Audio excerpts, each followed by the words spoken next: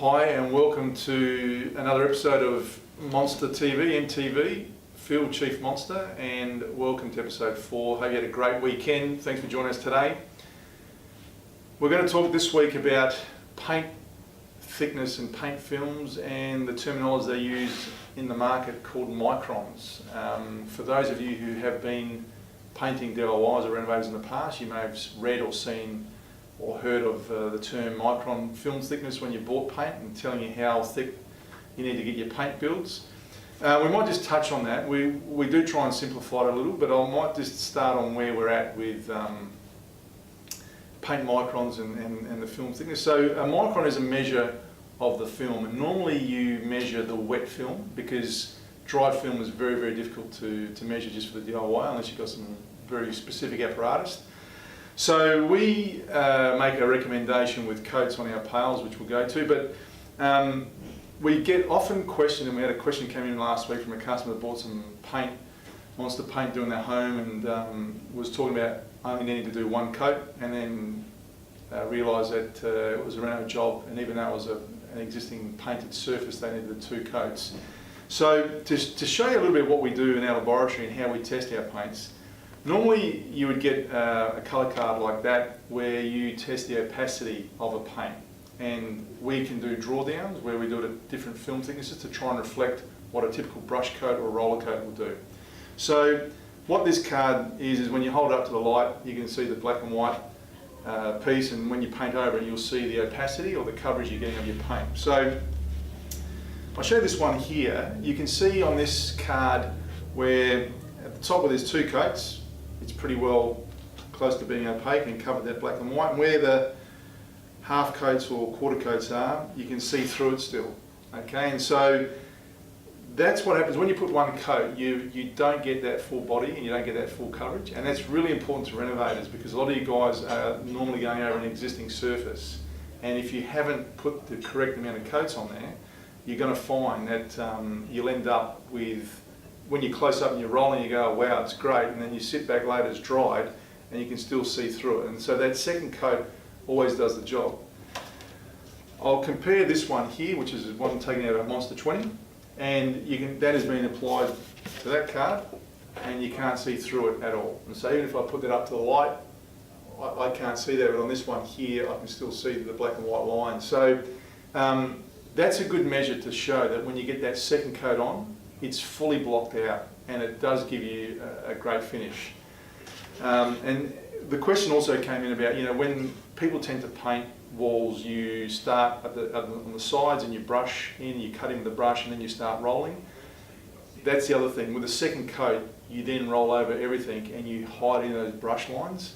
So look, I know what it's like when you're painting yourself. You get caught up in it and you just want to get it over and done with if you're not really loving what you're doing. On the day, depends on the job, but you start rolling it out and you can see, when you're close up you think it's all covered, and then when you sit back you see those lines. So that's why that second coat is always recommended. If you're renovating and you're going over in an old darker surface and then you're going to put a lighter coloured paint on it, you may even need to look at a third coat depending on how deep that colour is. Also the light that comes into the room can help with those shades that come through. We also have a prep seal in our range, which is a primer sealer undercoat. People think it's an additional cost, but actually you'll find that by using that coat, and you're seeing it up on the screen now, by using one coat of prep seal on your walls, you'll get better coverage of your paint, and that actually helps give you a better finish. That's also not just for reno jobs, but for new homes, particularly on plasterboard, cement sheeting in bathrooms, etc., because it just blocks out all those lines or tapes, and then you get the paint coverage on top. You might have seen these little teethed things here, which are what they call micron testers. Now, a lot of professional painters use these sorts of things, and you may even have been given them. I've seen some paint shops just give them out when they're buying paint. The issue with these is, well, not an issue with them, they're basically dipped into a wet film of paint, and you can see how many microns you've got. So they start from sort of 50 micron up to, if you're using textured coatings, you get a thicker coat. You can measure a thicker coat there. Our paints, the Monsta paints, we normally recommend a 75 micron, and you're probably thinking, what the hell is 75 micron? So let's push the micron piece out and let's go to Monsta Simplicity. On the back of our pails and our recommendations, it's quite simple. We tell you that you work out the total square metres of area you need to paint. That's easy, so you work out the length by the width of your walls. And then you allow for 1 litre per every 8 square metres. Okay, and so that'll tell you if you've got 8 square metres of area to paint, you buy a litre of paint. If you've got 32 square metres of paint, then you're going to need a 4 litre. And that's for 2 coats. So 1 litre in the first coat will normally give you around 16 square metres, and your second coat will go again that way, and you'll get that hiding power.